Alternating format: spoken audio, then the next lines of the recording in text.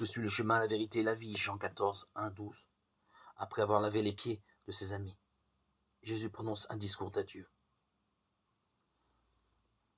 Il s'en va dans un au-delà, le ciel, la maison de son Père, constituée de nombreuses demeures pour préparer la place.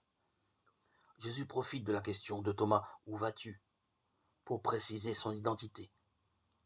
En prenant le chemin de la croix, il se révèle lui-même chemin. Il ouvre une voie qui guide le croyant vers Dieu, la vérité.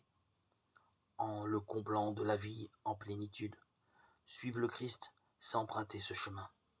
Je suis la voie qui cherche les voyageurs. Commenté ainsi saint Augustin.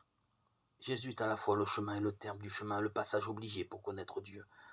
L'objection de Philippe renvoie au désir inassouvi de l'homme de voir Dieu, plus précisément le Père. Désir que corrige Jésus. Il n'y a pas d'expérience de Dieu sans la médiation du Nazaréen. La parole de Jésus réclame l'adhésion du croyant, car elle constitue l'action, la manifestation, la gloire de Dieu. Connaître Jésus et connaître Dieu constituent une même démarche de vie et ouvrent le chemin vers la vérité.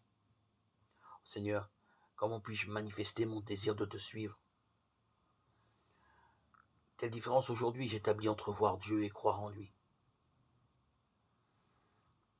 Comment ma vie aujourd'hui témoigne et rend visible l'action de Dieu en ce monde? Suffit-il de croire pour rendre plus sûr le chemin de ma vie?